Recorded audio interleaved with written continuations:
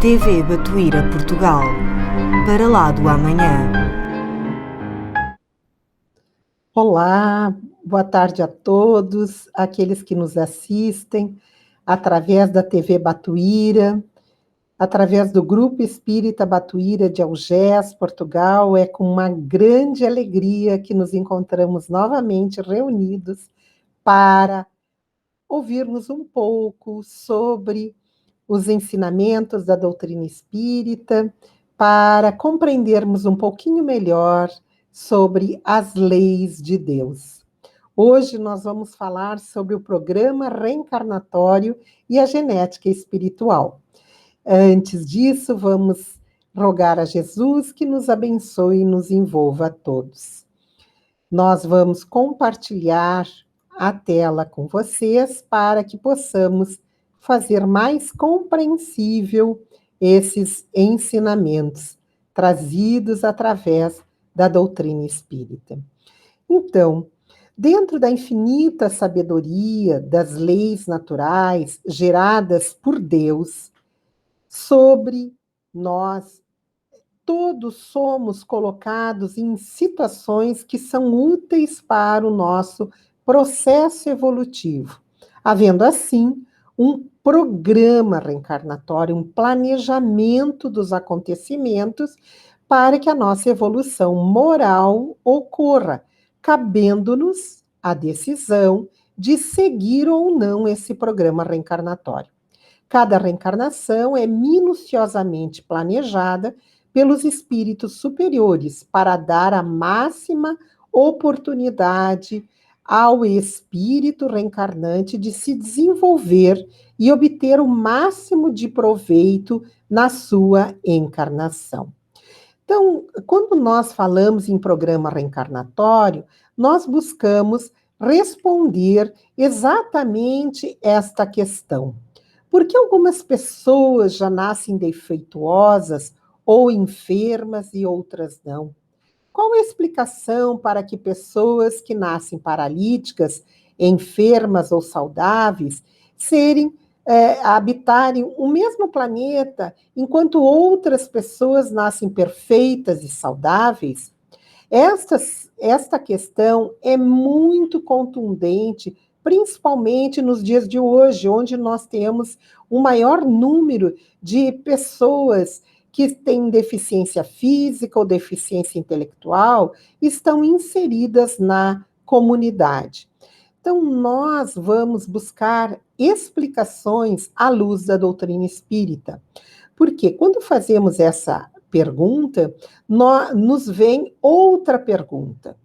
Se fôssemos criados por Deus no momento do nascimento e não existissem vidas anteriores, qual seria o critério que o Criador usaria para escolher quem seria saudável, perfeito, ou quem seria deficiente, cego, paralítico?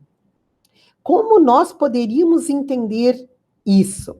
Uns dizem que sofremos devido aos que os nossos pais ou antepassados fizeram, ou até mesmo uns relatam o pecado original cometido por Adão. Mas Deus, na sua infinita bondade e justiça, jamais impõe sofrimentos a quem quer que seja que não os mereça.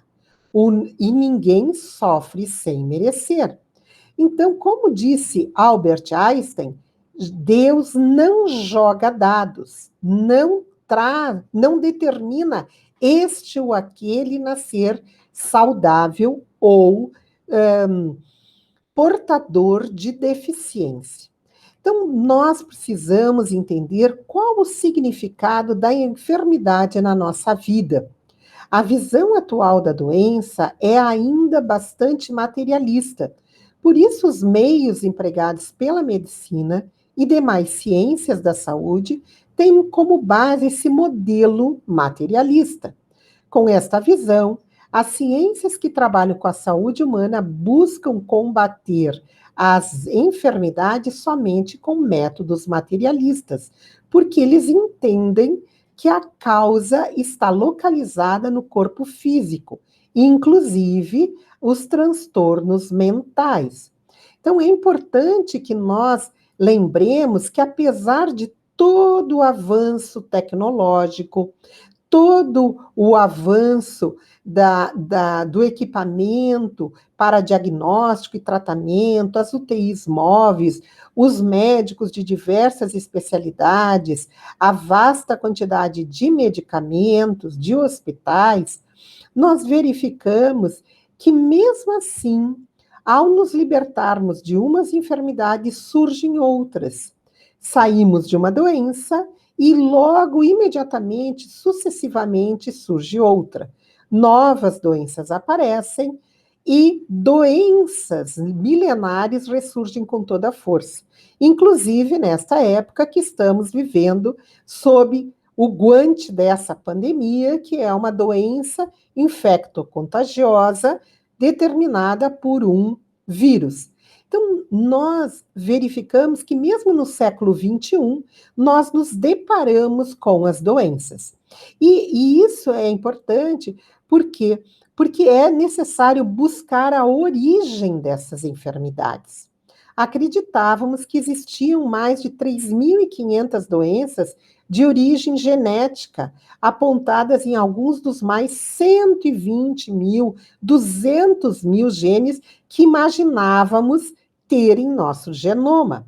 Foi a esperança de encontrar a cura para tais enfermidades que impulsionou justamente o conhecimento detalhado desses genes.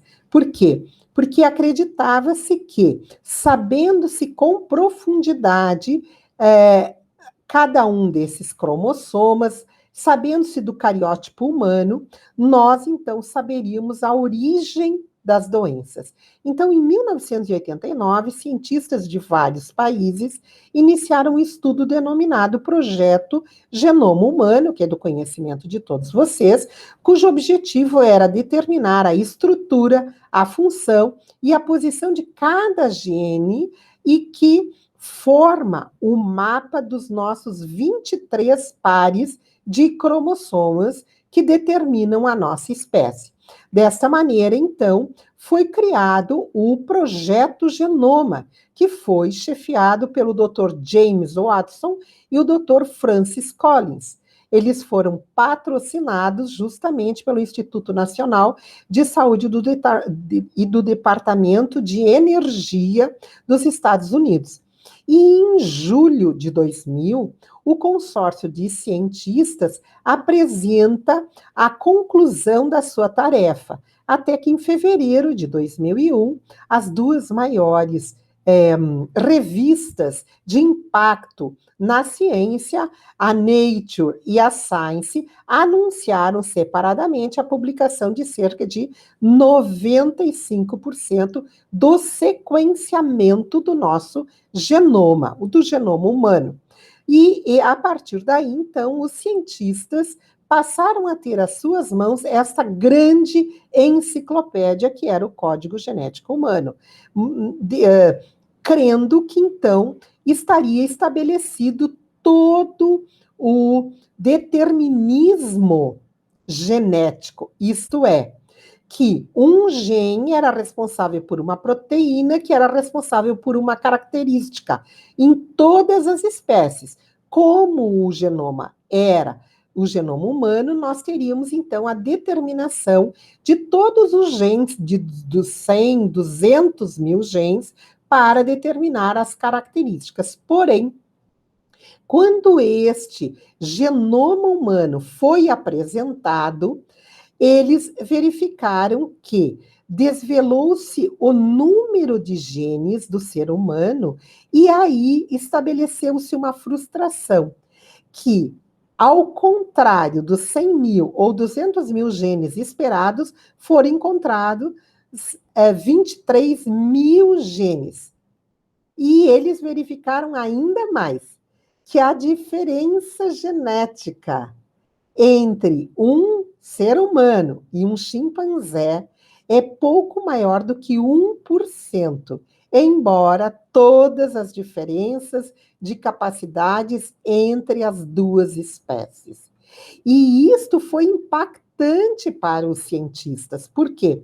Porque nós sabemos as limitações de um chimpanzé e nós sabemos as potencialidades do ser humano. Porém, a quantidade é um pouquinho mais do que 1%. E isso impactou para os cientistas, a tal ponto que o Dr. Francis Collins afirma: isso é uma facada no orgulho de nossa espécie. Como podemos continuar de cabeça erguida, sabendo que temos apenas uns poucos genes mais do que um verme? Foi um grande golpe, sim, sobre os cientistas materialistas, porque eles viram que no final do seu trabalho, quando esperavam a consagração, encontraram justamente a sua condenação. O determinismo genético, que era a doutrina que acreditava que o homem estaria totalmente determinado por seus genes, caiu definitivamente por terra. Então, o código genético indica as possibilidades de cada indivíduo no que se refere à saúde e à doença, mas necessita de outros fatores que acionam um gatilho para a expressão desses genes. Então, não basta ter apenas o gene no seu mapa genético, no seu código genético. É necessário ainda outros fatores para que ocorra a expressão desses genes referente ao desenvolvimento da enfermidade ou a resistência para a continuidade da saúde. Hoje nós vemos que essas pesquisas mais recentes, como as pesquisas do Dr. Bruce Lipton, biólogo norte-americano, que produziu conhecimento e que relata no seu livro A Biologia da Crença, que nós já relatamos aqui várias vezes, e ele traz as afirmações, como, por exemplo, o conceito de que apenas as moléculas físicas têm ação sobre a fisiologia celular é obsoleto. O comportamento biológico pode ser controlado por forças invisíveis, incluindo o pensamento. E ele fala ainda mais. Ao contrário do que se acreditava até hoje, os genes não controlam a sua própria atividade. Porque até então se pensava que os genes, por si só, estabeleciam a produção das proteínas que iam determinar as características. Mas o Dr. Lipton verifica que são as proteínas executoras da membrana que reagem aos sinais do ambiente captados pelos receptores, controlando a leitura dos genes. Assim, nós verificamos que as antenas receptoras da membrana celular captam os campos de energia vibracional, como luz, sons e frequências de rádio.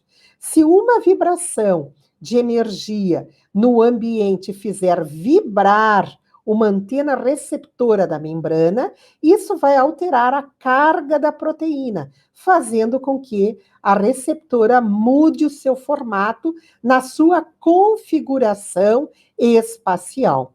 Então, o Dr. Lipton conclui: quando descobri essa interação entre matéria e energia, me dei conta que o método reducionista linear jamais conseguirá abranger ou sequer explicar a origem das doenças. A complexidade do ser humano está no incrível número das proteínas, de 300 mil a 1 milhão de reações químicas que cada proteína é capaz de produzir de forma organizada, ações que refletem as suas capacidades. Então, não mais existe um gene para uma proteína, para uma característica. Ao contrário, são as proteínas do citoplasma que, percebendo os impulsos que são recebidos pela membrana celular, é que se projetam para o núcleo, estimulando então o DNA a produzir as proteínas características para desenvolver tal ou qual sistema. Nós verificamos também que o Dr. Décio Iandoli Júnior, no seu livro A Reencarnação como Lei Biológica, vai nos falar sobre isso, quando ele nos diz: todas essas informações são indícios claros da existência de um metasistema, ou seja, de uma estrutura extrafísica não mensurável, organizadora do corpo físico e que o precede. Com essas conclusões, os estudiosos observaram em suas pesquisas que existe alguma estrutura, algum metasistema que estimula, que determina, que propõe, então, a formação da expressão daquele código genético. E esta conclusão, então, faz com que a genética seja a última fronteira do materialismo. O problema que se cria não é o de buscar uma causa genética para as doenças. Isso faz parte da evolução da ciência. A questão que se torna um problema é que, para a ciência que segue um padrão materialista, a causa da doença está na matéria causada pela alteração dos genes. Porém, como os genes são expressos pela ação de outros fatores, cai então por terra o determinismo genético. Esta é uma visão muito mais profunda, porque a visão da ciência tem aquela visão materialista, mas quando nós ampliamos a visão da ciência com esta visão espiritualista, com esse novo paradigma, nós vemos que a alteração da genética não é uma causa, e sim um efeito residente no psiquismo do espírito, que imprime nos genes a tendência para esta ou aquela doença antes de reencarnar. Então, o determinismo genético, fisicamente, simplesmente é uma consequência. O espírito, que somos nós, que estamos por trás desta ação, é que determinamos, então, a saúde ou a doença, isto é, a expressão de tal ou qual gene diante da enfermidade ou da agressão do patógeno. Dessa maneira, nós lembramos que existe uma genética espiritual. Em uma visão holística e espiritualista, a doença, seja ela física ou espiritual, é apenas um sinal de que alguma coisa não vai bem com a pessoa que apresenta, então, essa alteração. Normalmente, o organismo sinaliza, através das disfunções em determinados órgãos, que a alma está em desarmonia. Portanto, o DNA, atuando sob o comando do espírito, diante da lei de causa e efeito, expressará a condição de saúde ou doença do indivíduo. Dessa maneira, nós podemos, então, entender o princípio da reencarnação. Por quê? Porque nós, como filhos de um Pai infinitamente bom e justo, ele nos criou dentro das suas leis imutáveis e perfeitas em todo o universo. Então, assim nós, quando precisamos reencarnar, obedecemos um programa reencarnatório na sua admissão inicial e depois cumprimos ou não de acordo com o nosso livre-arbítrio. Nessa nossa conversa, nós não vamos falar especificamente do que seja esse princípio da reencarnação, a não ser da sua definição trazida pela doutrina espírita, que é a sucessão ou as existências sucessivas de uma única vida, que é a vida imortal do espírito. Mas, para nós galgarmos a nossa perfeição espiritual, é necessário que habitemos diversos corpos em diversas existências sucessivas, para aí irmos dos simples e ignorantes que Deus nos criou a ter espíritos puros, perfeitos, como única destinação divina que todos temos. Então, este princípio da reencarnação, dentro da doutrina espírita, sob a ótica do espiritismo, é a única visão dentre todas as doutrinas filosóficas religiosas que nos trazem uma proposta educativa evolutiva, ao contrário de outras religiões que aceitam o princípio da reencarnação. A doutrina espírita nos propõe essa proposta evolutiva. Quem reencarna no reino hominal jamais poderá reencarnar no reino animal. É sempre progressiva. Quando nós já atingimos o reino hominal, vamos progredindo até a angelitude nessas idas e vindas propostas pelas existências sucessivas denominadas reencarnação ou palingenesia. Então, quais as finalidades da reencarnação?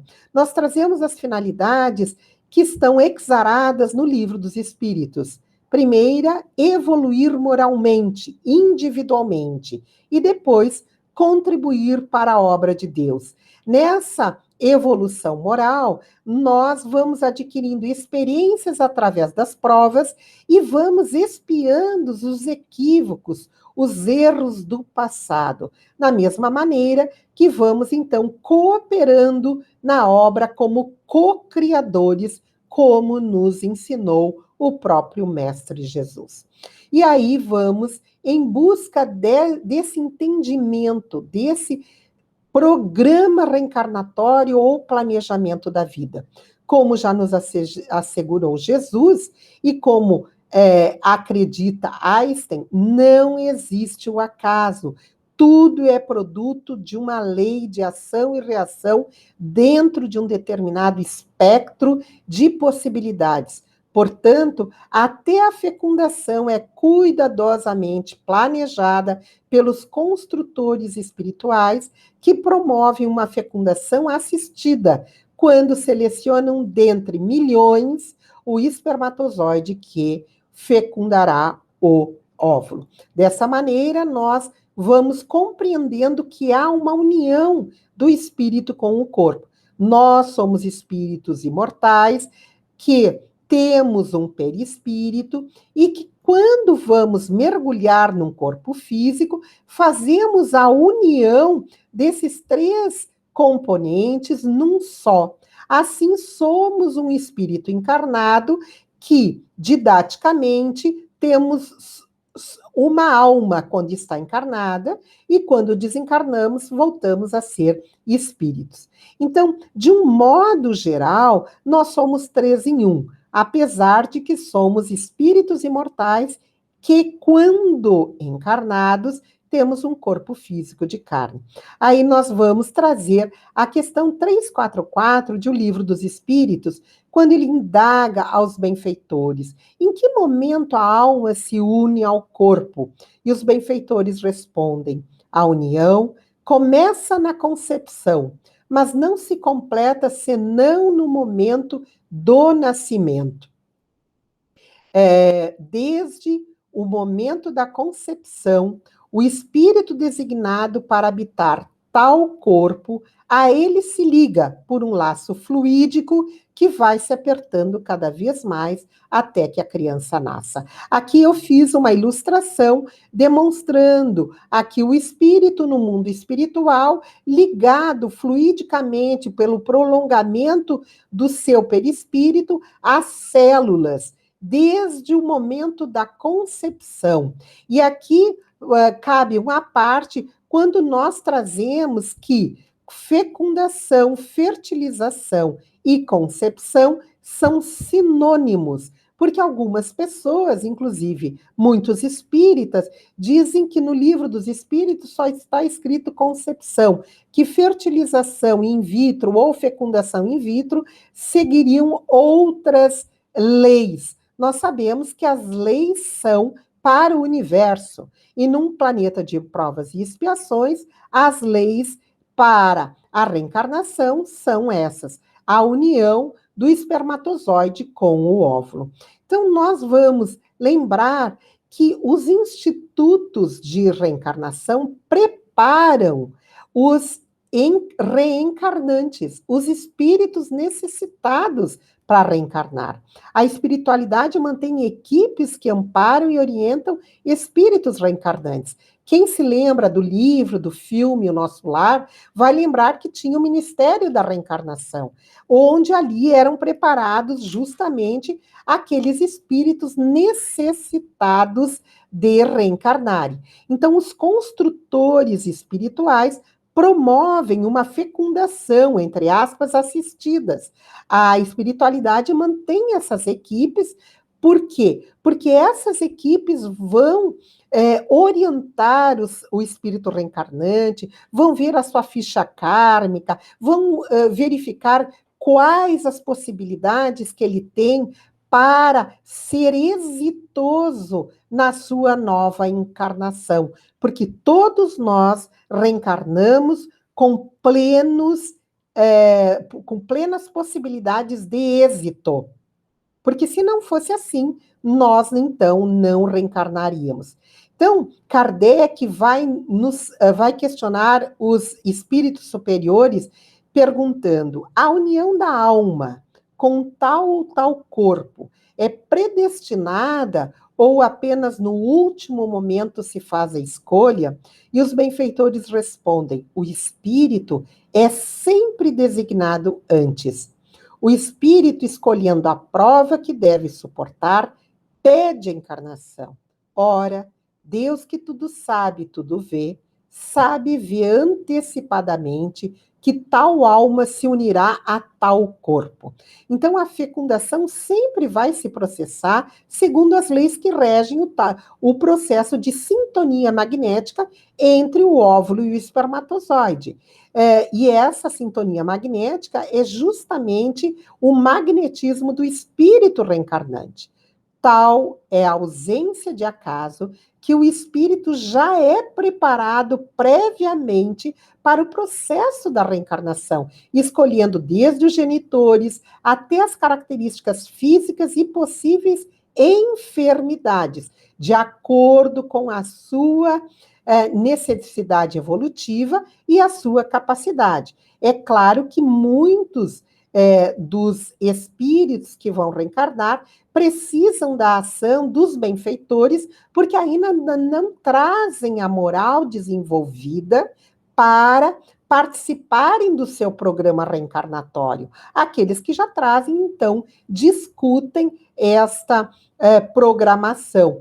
Então, tudo isso fica arquitetado no perispírito, ou modelo organizador biológico, como determinou o Dr. Hernani Guimarães Andrade, que seria, então, a própria matriz genética, isto é, usando um conceito da genética, poderíamos dizer que o espírito contém um genótipo espiritual impresso no perispírito, que é determinado pelo seu grau de desenvolvimento, pelas dificuldades e conquistas no campo moral e também pela necessidade evolutiva naquela próxima reencarnação. E desta maneira, então, nós temos a genética espiritual. A ação dos geneticistas espirituais oferece ao espírito o material mais adequado ao genótipo espiritual, como se o DNA traçasse o roteiro da viagem evolutiva.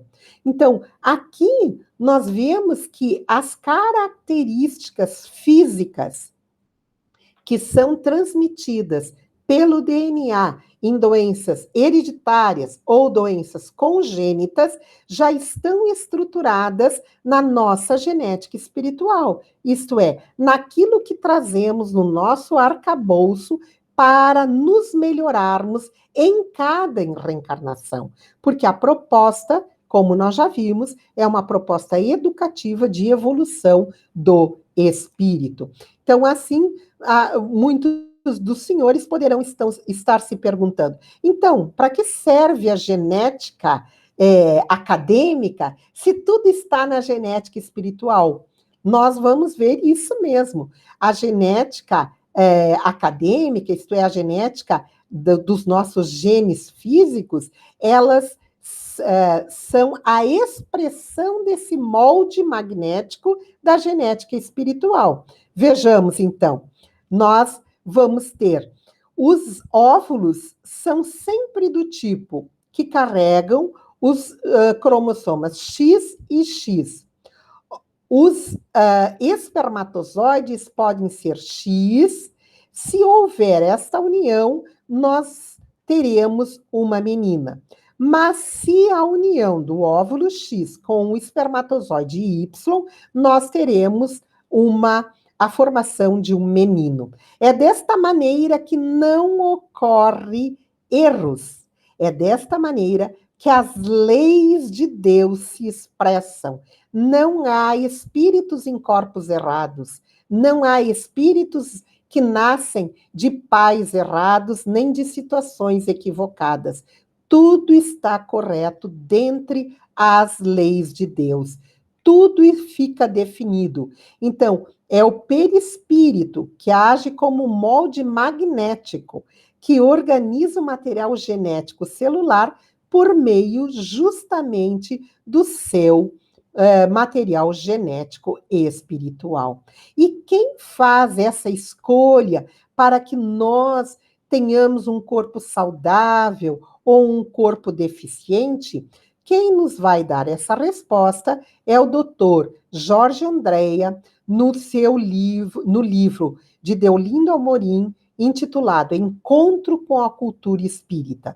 E o doutor Jorge Andréa nos diz: o espírito reencarnante, com seu campo específico de energias, fará a seleção do espermatozoide pelas contingências de suas irradiações, adquirindo e construindo o futuro corpo, de acordo com suas necessidades, de acordo com sua missão, de acordo com sua tarefa, com seu projeto reencarnatório, com o seu planejamento reencarnatório, são as emanações magnéticas daquele que vai reencarnar, juntamente com os benfeitores encarregados da sua encarnação, que vão, então, selecionar um daqueles milhões de espermatozoides para fecundar o óvulo, trazendo, então, toda a bagagem genética. Antigamente, os geneticistas diziam que era o espermatozoide mais ágil, mais apto, mais capacitado, mas hoje verificou-se que muitos desses espermatozoides vão gerar crianças com defeitos físicos, defeitos mentais, defeitos de aprendizagem e os mais diferentes. Então, nós espíritas sabemos que é o espírito reencarnante, aquele que estimula, baseados na sua necessidade evolutiva, estimula aquele espermatozoide para que contenha a bagagem genética compatível com o seu corpo e com o seu código genético, dando-se da mesma maneira na fertilização in vitro, onde esses gametas são manipulados também no laboratório, mas aí nós podemos entender aqueles embriões que evoluem e aqueles embriões que não evoluem quando implantados no útero materno. Por quê? Porque mesmo manipulados no laboratório, não continham com eles ligados um espírito para o desenvolvimento moral da criatura. Assim, nós vamos lembrando de mais um questionamento na questão do Livro dos Espíritos, onde Kardec pergunta: o espírito tem o direito de escolher o corpo no qual vai encarnar, ou somente o gênero de vida que lhe deve servir de prova? E os benfeitores respondem: pode também escolher o corpo, porque as imperfeições deste corpo são para ele provas que ajudam o seu progresso se vence os obstáculos que nele encontra.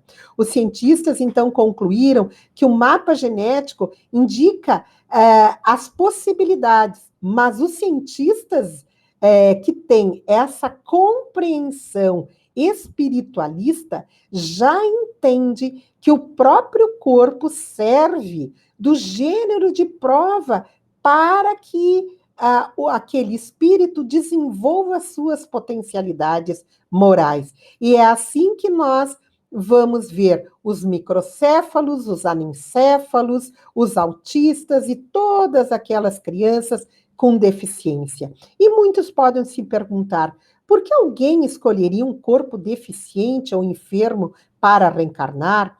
Por que uma pessoa vindo num corpo limitado acredita que poderá vencer as suas imperfeições morais? Muitos de nós pedimos esse corpo mal formado, por quê? Porque nós, no mundo espiritual, vamos compreender a situação de outra maneira. Então, Kardec vai nos trazer esses questionamentos, quando ele vai abordar a escolha das provas. E ele pergunta aos espíritos da codificação: quando no estado errante e antes de reencarnar, o espírito tem a consciência e a previsão das coisas que lhe sucederão durante a vida? E os benfeitores respondem: ele próprio escolhe o gênero de provas que quer suportar. E é nisso que consiste o seu livre-arbítrio. Aqui que nós vamos começar a entender que o próprio espírito escolhe o gênero das provas, que ele, às vezes, opta por um remédio mais amargo para encurtamento do seu sofrimento no mundo espiritual. E quando nós vemos essa questão, a 266, que Kardec insiste, mas não parece natural que os espíritos escolham as provas menos penosas do que vir num corpo microcéfalo, num corpo autista, num corpo com deficiência mental, num corpo de um anencéfalo? E os benfeitores respondem ao nobre codificador: para vós, sim. Para o espírito, não. Quando se liberta da matéria, a ilusão desaparece e pensa de outra maneira. Então, assim, nós podemos entender aqueles corpos mal formados, porque muitos de nós pedimos um mapa genético com alterações físicas ou com tendências ao desenvolvimento de patologias. Por quê? Porque isso encurtaria o nosso período de sofrimento, e aí nós tomaríamos um remédio mais amargo, porém com menor brevidade ao sofrimento, à dor. Isso está bem esclarecido no livro Missionários da Luz, de Francisco Xavier, onde André Luiz aprende com o mentor Alexandre sobre a reencarnação de Segismundo. Muitos de vocês conhecem, isso está no capítulo 13 desse maravilhoso livro, onde Segismundo deveria reencarnar como filho de Raquel e Adelino. Mas Raquel já entra na vibração do Segismundo, na vibração fluídica do ser reencarnante, mas Adelino está reticente. Por quê? Porque Segismundo, em outra vida, tinha sido o assassino de Adelino. Então, Adelino rechaça a possibilidade de ele reencarnar como seu filho. Porém, os benfeitores ocasionam um encontro no mundo espiritual entre Adelino desdobrado pelo sono e Sigismundo, e onde explicam a eles a necessidade da reencarnação, porque Sigismundo já havia compreendido o seu erro e pedira para vir como filho de Adelino, mesmo trazendo marcas de deficiência física, para que ele pudesse reparar o equívoco de outras vidas. Então, nós temos neste capítulo uma lição maravilhosa, que eu recomendo aos senhores que possam relê-lo, este capítulo 13, para uma compreensão maior. Ainda temos a explicação de André Luiz no livro Ação e Reação, no capítulo 19, onde ele vai nos trazer o seguinte: a alma ressurge no equipamento físico, transportando consigo as próprias falhas a refletir-se na veste carnal, como zonas favoráveis à eclosão de determinadas moléstias, oferecendo o campo propício ao desenvolvimento de vírus, bacilos, bactérias inúmeros, capazes de conduzi-la aos mais graves padecimentos, de acordo com os débitos que haja contraído. Então, nós já trazemos no nosso mapa genético aqueles genes que, conforme o nosso comportamento, poderíamos expressá-los ou não. E segue o benfeitor André Luiz, no mesmo capítulo. Mas também o corpo carrega consigo as faculdades, o espírito carrega consigo as faculdades de criar no próprio corpo orgânico todas as espécies de anticorpos, imunizando-se contra as exigências da carne. Faculdades essas que podem ampliar consideravelmente pela oração, pelas disciplinas retificadoras a que inspire afeto, pela resistência mental ou pelo serviço ao próximo, com que atrai preciosos recursos a seu favor.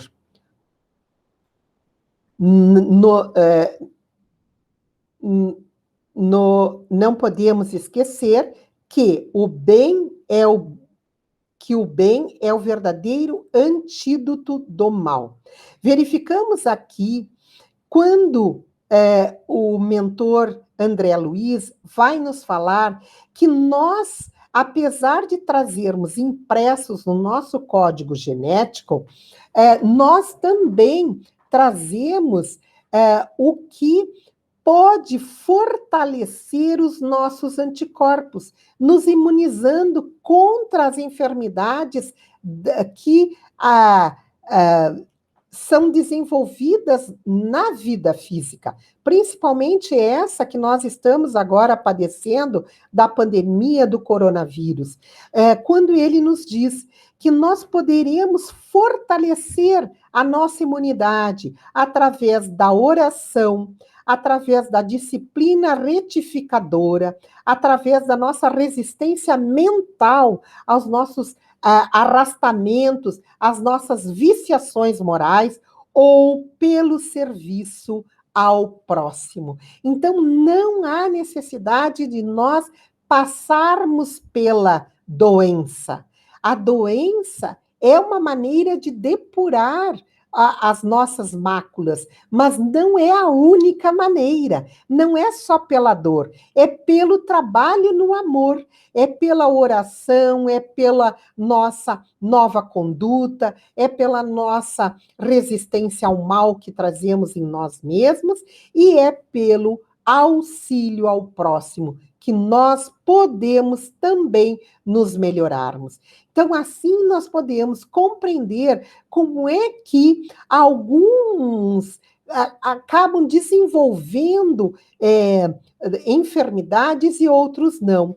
E eu trago para exemplificar isso, naquele surto que nós tivemos de microcéfalos aqui no Brasil e em outros países, em 2015, em 2016, nós fomos pegar alguns exemplos, como a Cassiana, que teve gêmeos. Um nasceu com microcefalia e o outro não. Então, a Melissa teve microcefalia, mas o Edson não. Outro exemplo também da dona Jaqueline, ela teve 2 filhos gêmeos, o Lucas e a Laura. A Laura nasceu com microcefalia e o Lucas não.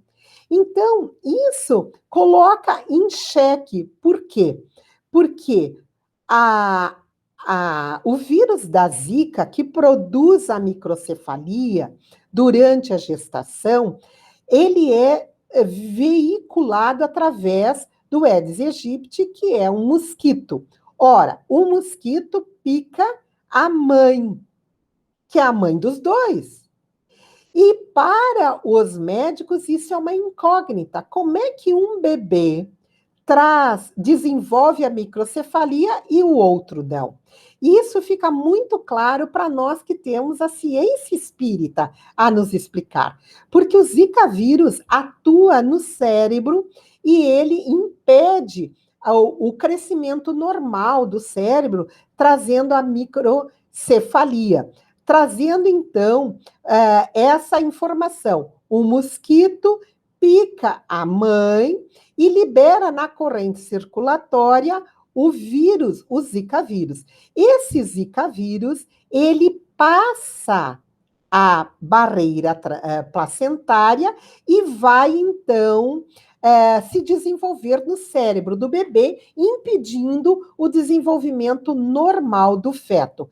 Porém, aqui nós vemos a lei de causa e efeito. No caso de gêmeos, um necessitava aquele corpo microcefálico, o outro não.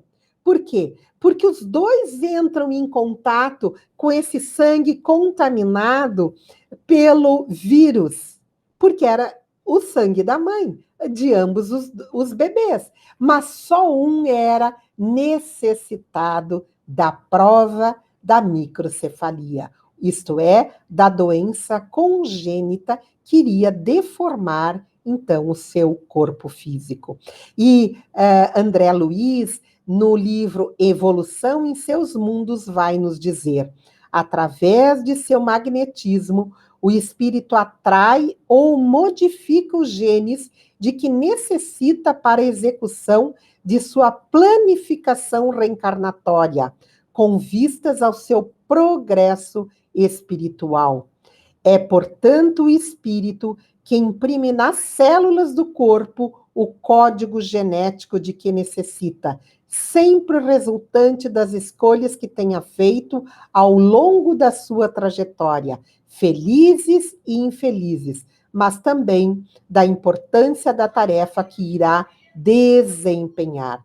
Então, aqui nós temos a explicação profunda entre as enfermidades que nós próprios venhamos a construir em futuras existências, de acordo com as nossas escolhas equivocadas. E assim, nós conseguimos compreender a fala de Jesus, quando ele nos diz: se a vossa mão ou o vosso pé vos é objeto de escândalo, cortai-o e lançai-o longe de vós. Melhor será que entreis na vida tendo um só pé ou uma só mão, do que terdes 2 e serdes lançado no fogo eterno. Se o vosso olho vos é objeto de escândalo, arrancai-o e lançai-o longe de vós. Melhor será que entreis na vida tendo um só olho, do que terdes 2 e serdes precipitados no fogo do inferno. O que Jesus estava nos falando aqui quando ele nos diz: será melhor que entreis na vida? Ora, Jesus sabe e sabia, quando falava conosco, quando aqui esteve encarnado, que a vida do espírito é imortal. Mas quando ele fala, é melhor que entreis na vida, ele estava falando da vida encarnada. É melhor que nós venhamos a reencarnar com corpos deficientes, isto é, limitantes, para que não venhamos a sucumbir através de escolhas equivocadas e aí sermos lançados futuramente no sofrimento, que seria esse fogo eterno ou fogo do inferno, isto é, naquelas novas reencarnações expiatórias, onde virá o espírito expiar a sua ação equivocada. É assim que nós podemos entender, então, a fala de Jesus. E isso é muito consolador, porque no momento que nós entendemos isso, nós vemos que nós continuamos sendo coletadores do que fizemos ontem, mas também somos semeadores do que faremos para amanhã. E assim Kardec nos estabelece com clareza cristalina no livro O Céu e Inferno, o Código Penal da Vida Futura. O arrependimento, conquanto seja o primeiro passo para a regeneração, não basta por si só. São precisas a expiação e a reparação. Arrependimento, expiação e reparação constituem, portanto, as 3 condições necessárias para apagar os traços de uma falta e suas consequências. Não basta só nos arrependermos quando retornarmos para o mundo espiritual.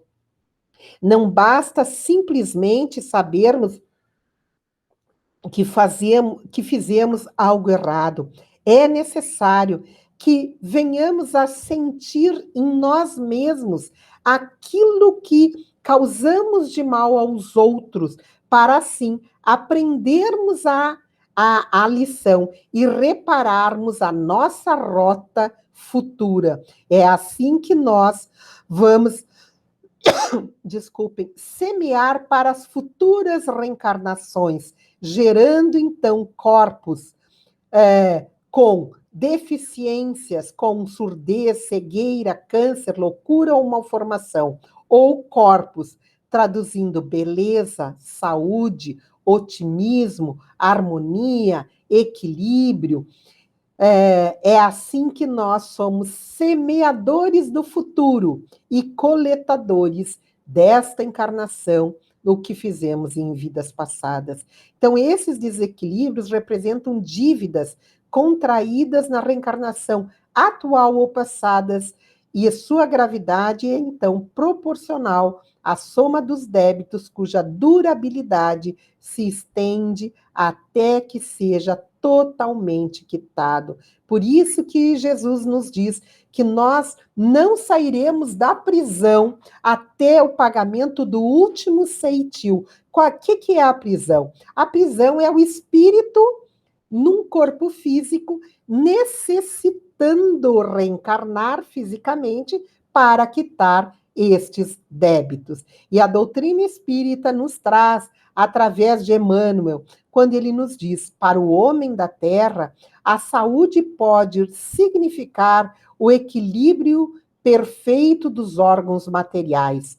Para o plano espiritual, entretanto, a saúde é a perfeita harmonia da alma, para a obtenção da qual muitas vezes há necessidade da contribuição preciosa das doenças e deficiências transitórias da Terra.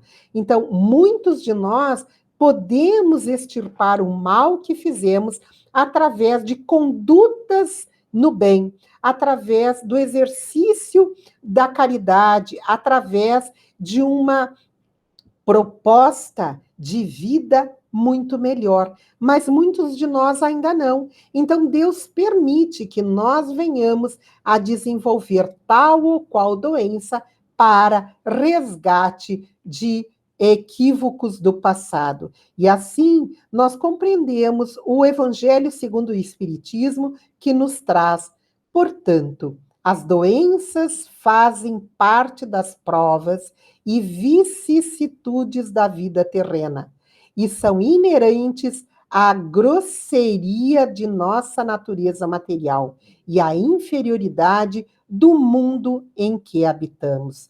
As paixões e os excessos de toda espécie, por sua vez, criam em nossos organismos condições malsãs, frequentemente transmissíveis por hereditariedade.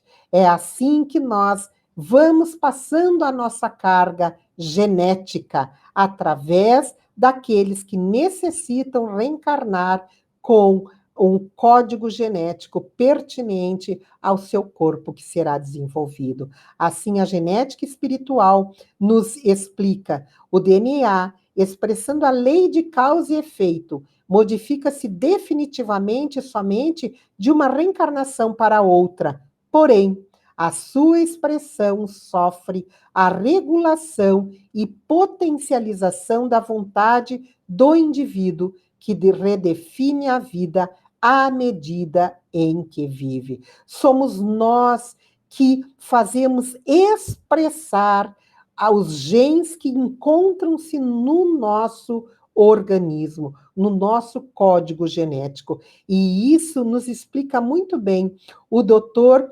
Kazuo Murakami, da Universidade do Japão, quando ele diz que as emoções positivas podem alterar a ação dos genes, a expressão, os fatores positivos como felicidade, entusiasmo, fé, oração, vão ativar a transcrição de genes importantes, enquanto que fatores negativos, como ansiedade, medo, estresse, tristeza, sofrimento, desativam a transcrição de genes valiosos. E ele conclui que os nossos genes utilizam o mecanismo do liga e desliga em resposta aos fatores químicos, físicos e mentais. Vejam só, a nossa mente é capaz de estimular e fortalecer o nosso sistema imunológico, principalmente diante dessa pandemia que todos estamos vivendo, ou de acordo com o nosso medo tão propalado nos dias de hoje, a ansiedade, a depressão, a tristeza vão então abalar o nosso sistema imunológico e daí produzindo então a doença ou a enfermidade. Assim nós entendemos quando Jesus nos propõe a vigilância dos pensamentos, quando ele nos diz que o homem bom tira boas coisas do bom tesouro do seu coração, e o homem mau do mau tesouro tira coisas maus.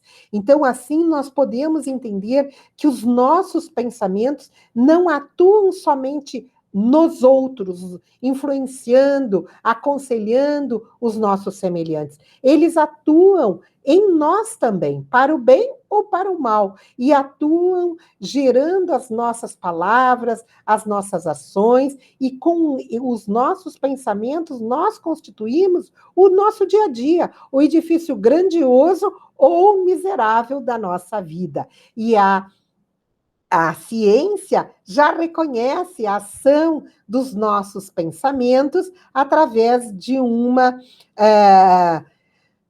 ramo da ciência chamado psiconeuroimunologia, e que nós compreendemos bem que o pensamento derrama sobre os tecidos do organismo as emanações dos seus desequilíbrios, imprimindo as doenças na constituição física, desarmonizando assim as células materiais, desculpem, e dando origem às moléstias. Nunca se verificou tantas enfermidades como atualmente, principalmente no meio dessa pandemia. Nós, como todos os senhores, em todos os lugares do mundo, estamos enfrentando isso. Mas verificamos que as pessoas que vibram com sentimentos como medo, como ansiedade, como a depressão, elas dão origem ao desenvolvimento dessas doenças. Por quê? Porque o medo produz cortisol. E o cortisol, em grande quantidade, ele é o denominado o hormônio do estresse, em grande quantidade, ele desarmoniza as células. Portanto, nós temos que lembrar que os pensamentos se originam no ser espiritual. E à medida que se transferem para as áreas de sensação, da emoção e da ação, imprimem os seus conteúdos nas células do corpo físico, estabelecendo os resultados conforme a qualidade da onda mental. Se o teor vibratório for positivo, fortalece as células do organismo, gerando saúde. Porém, se for negativo, desarmoniza as células, gerando doença. E isso é fundamental. Quando nós compreendemos que depende da nossa qualidade do conteúdo mental, nós vamos escolher o que vamos assistir na televisão, o que vamos ler, quais os programas que vamos comparecer e compartilhar.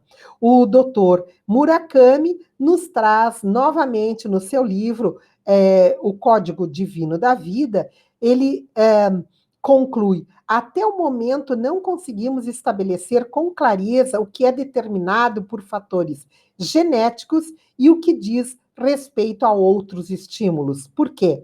Porque os nossos genes se expressam por vários fatores, pelos próprios genes, pela nossa mente, pelos nossos sentimentos, pelas nossas emoções, pelo meio ambiente, pelos fatores culturais, pelo nosso modo de viver, pelo estilo de vida que escolhemos, estilo ansioso, e isso também nós vemos o porquê Deus permitiu essa pandemia, para que nós desacelerássemos a vida como vivínhamos aceleradamente vivendo, numa proposta de nós buscarmos os valores reais do espírito imortal.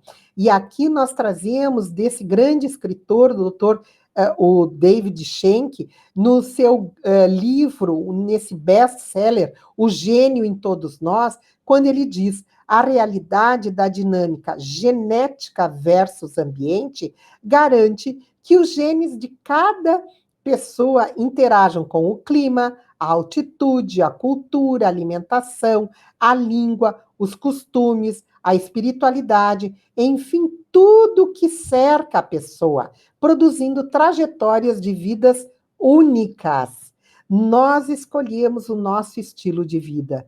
E assim, como educação para a saúde, nós vamos nos lembrando que, sendo a saúde e a doença construções do espírito imortal, a doutrina espírita, como ciência e filosofia, fornece os elementos educativos essenciais para a profilaxia das enfermidades da alma e a construção ou reconquista da saúde do corpo e da alma. O corpo, o espírito, é quem comanda o corpo físico. A cura só pode ocorrer de dentro para fora, quando nós entendermos esse processo de autocura, de resistência, de fortalecimento de todo o nosso organismo diante dos agentes patogênicos, sejam vírus, bactérias, fungos, sejam quaisquer que forem aqueles que nos trazem as moléstias.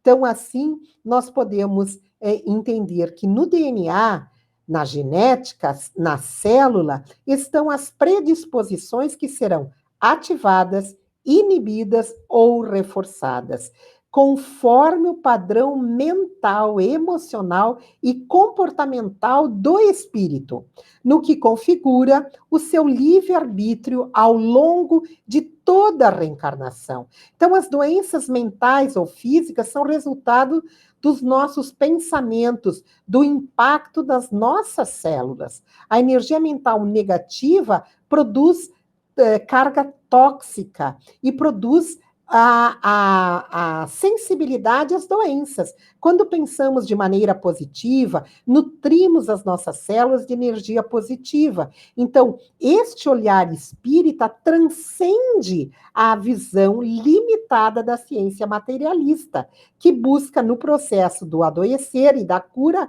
a relação apenas do corpo físico. E enquanto que o olhar espírita transcende, leva a origem de tudo ao espírito imortal que todos somos.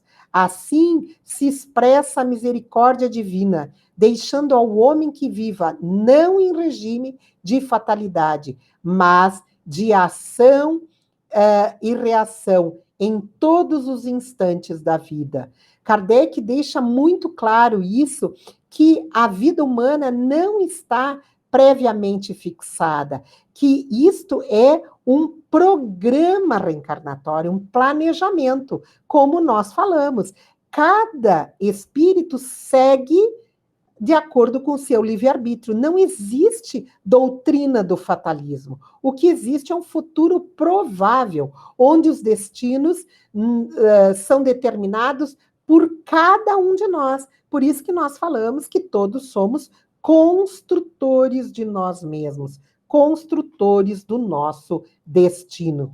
Então, assim, nós compreendemos quando Kardec vai nos falar da geração nova, que precede os mundos regenerados, que estabelece o período de transição no livro A Gênese, no capítulo 18, quando ele fala que sejam os que componham a nova geração espíritos melhores ou espíritos antigos que se melhoraram, o resultado é o mesmo.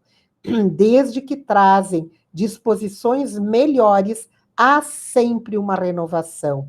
Assim, segundo as suas disposições naturais, os espíritos encarnados formam duas categorias. De um lado, os retardatários, que partem, de outro, os progressistas que chegam. Ora, todos nós queremos reencarnar na terra regenerada. Então, é preciso, sim, que nós nos melhoremos desde aqui, desde enquanto estamos nesta encarnação, para que quando voltarmos ao mundo espiritual, já estejamos regenerados, já estejamos melhorados para habitar a nova terra, porque a terra regenerada será para os mansos e pacíficos, estes herdarão a terra. E para finalizar, nós trazemos essa mensagem de Allan Kardec. Toda criança é um presente de Deus. E Allan Kardec, no Evangelho segundo o Espiritismo, no capítulo 6, nos diz: o Espiritismo mostra que a causa dos sofrimentos está nas existências anteriores e na própria destinação da Terra, onde o homem expia as consequências dos atos que cometeu no passado. Ensina também que os sofrimentos são como crises saudáveis que conduzem à cura e à purificação, garantindo a felicidade nas existências futuras. Meus queridos amigos de Algés, meus queridos amigos internautas, é isso que nós precisamos compreender. Ninguém está nessa proposta de pandemia por castigo. Nós estamos aqui para uma proposta educativa. A dor não é punitiva. A dor é uma proposta amorosa para a evolução do espírito imortal. Então, lembremos sempre disso, que nós estamos aqui para expiar as consequências dos atos do nosso passado, mas também garantir a nossa felicidade na terra regenerada. Com isso, nós agradecemos pela atenção de todos os senhores e desejamos uma semana abençoada para todos. E é com muita alegria que eu quero desejar um abraço e o nosso carinho a cada um de vocês e estaremos juntos num próximo encontro. Enquanto não podemos nos abraçarmos fisicamente, segue o nosso abraço através da internet. Muito obrigada a todos vocês e até uma próxima, se Deus assim o permitir. TV Batuíra Portugal. Para lá do amanhã.